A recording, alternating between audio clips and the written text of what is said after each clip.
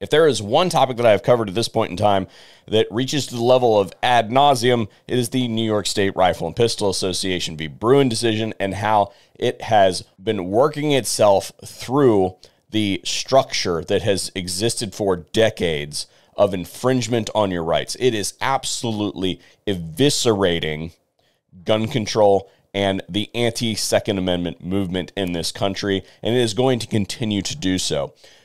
In today's video, I plan to discuss 3 cases that you should be focused on. To be clear, there's a metric F ton of cases going on right now. The floodgates have been opened, so to speak, and nearly every facet of that infringement apparatus is being challenged at some level or will be challenged at some level.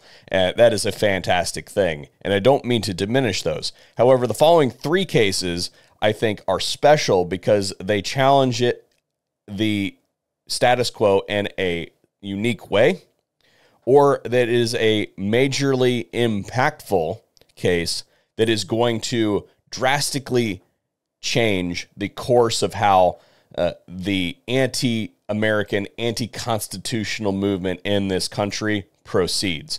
And I'm going to give you a quick primer on these so you kind of know where we are and where they came from and where they're going, because the popular media will absolutely pervert these cases into something they're not. Now, that said, real quick, we have to take a capitalism break. Give me just a few seconds, and I'll be back after a word from our sponsor. Kentuckiana Gunworks is best known for their research and development into lubrication technology. They use their enhanced reliability oil on a daily basis, but they've started to move into some other stuff, like, for instance, they recently came out with their slings, equipped with a fast adjust that allows you to get out of it really quickly.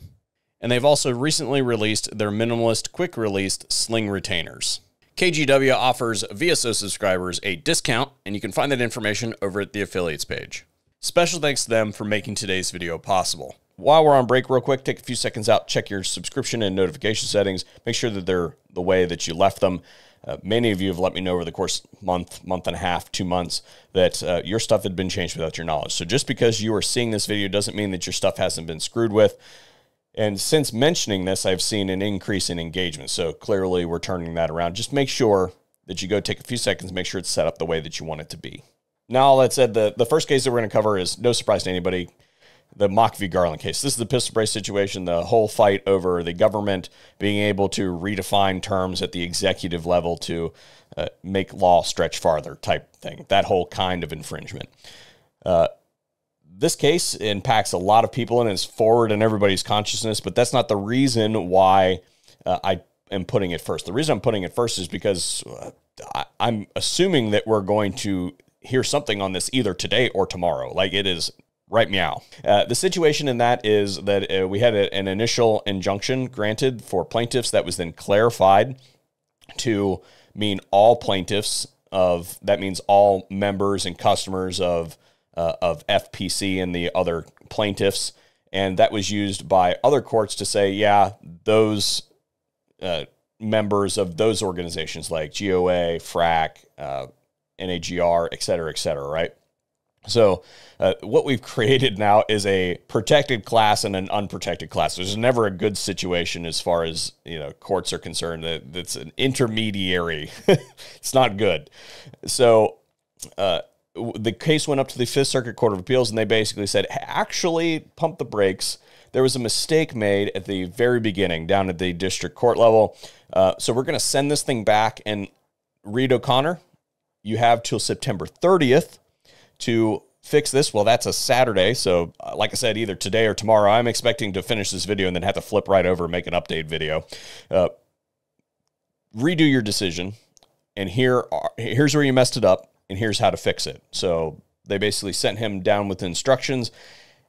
In the interim, FPC was like, actually, that whole like protected, non-protected class thing, we think that you ought to make that a nationwide injunction. So we should be hearing something on that here pretty soon. And that will dictate how that case goes forward. Now, of course, that one's going to the Supreme Court.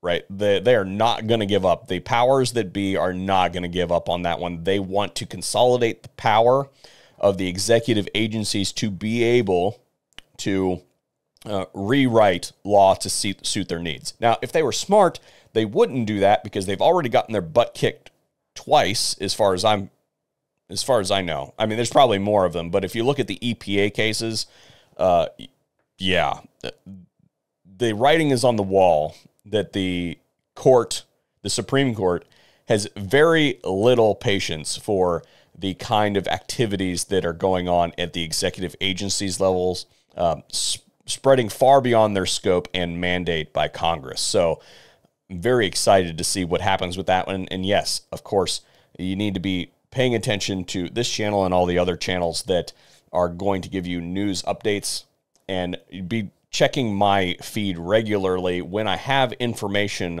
on a change in this case, and I will absolutely provide it for you. And we're hoping for a nationwide injunction on this case while we await if the Supreme Court is going to grant cert or not. Now, while the mock case has a executive air to it, the next case, the Rahimi case, deals with a legislative problem. And the Rahimi case is a, shall we say, polarizing case. And the reason that it is a polarizing case is that Rahimi don't look so good. And I don't mean his masculine features. I mean, on paper, he don't look so good. He is a convicted criminal and probably a domestic abuser. And that tends to, normally in cases, you see different camps kind of line up on either side of where their political affiliations are, and they're pretty predictable. That has been flattened a fair amount because of the nature of the individual involved. But what I need to say is that you need to put that away a little bit. And realize that oftentimes there's an issue of standing in court when lawsuits are brought. Well, one of the ways to generate standing in court is to be a piece of shit and have your rights violated in the process of your trial. And that seems to be what is going on in this case. And while I do not like this guy, and I don't think that anybody with a rational mind, what they're going to make this case about is domestic abuse. And they're gonna spin it to be that. That is not what this case is about. This case is about innocent until proven guilty, and it is also about whether the text, history, and tradition of the United States covers innocent until proven guilty. Are rights inalienable, or can they be permanently removed from a citizen even though they have done the crime and done the time? That's what the whole case is about, and it'll be interesting to see, because this is a limits test on the Bruins decision. And you look at both sides of the argument, and you can see that the various camps are both optimistic about how this case is going to go down, and it will impact the scope at which the Second Amendment protections defined in the Bruin decision are applied. So is it a blanket across the board for everything, or is it to be narrowly applied for a specific subset of situations? And that's what the whole Rahimi case is really about. And then the last one that we're going to talk about today, the third case, is one that's hot off the press. I don't actually know the popular name for this one yet, but it includes some of my boys, Reno May and Anthony Miranda. You know them as Reno May and the Armed Scholar, have sued the state of California over their new tax scheme as it relates to the Second Amendment. So the previous was a executive national problem. The previous one was a legislative national problem. And then this one addresses the capacity of a individual state to curtail the constitutional rights of their citizens by instituting an additional tax on them. And that's what that case is about. And basically the disgustingness that is California has added an additional tax on top of the 10 or 11% excise tax that you already pay nationally. The state of California wants to do that as well. And this creates a class of people, the poor, adding an additional tax to a constitutional right in excess of the federal excise tax that you already pay on every firearm purchase of 10 or 11%, depending on the class of firearm, which I'm getting to here in a second.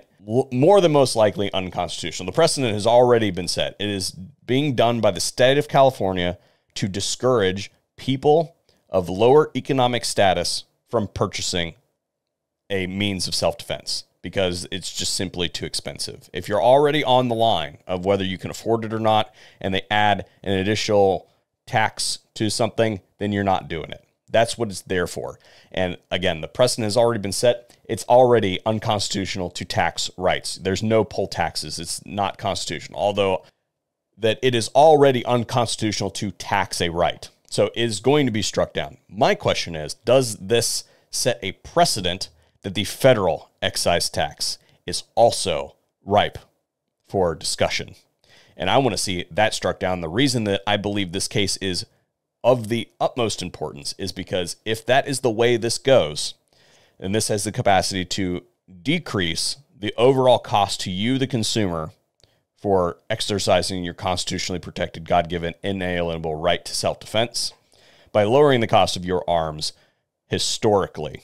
Anyway, that's my look at 3 court cases that you need to be aware of and be tracking diligently. Again, check my feed regularly to see what happens, hopefully here soon with all of these cases. And hopefully we'll see you on another video here at the VSO Gun Channel.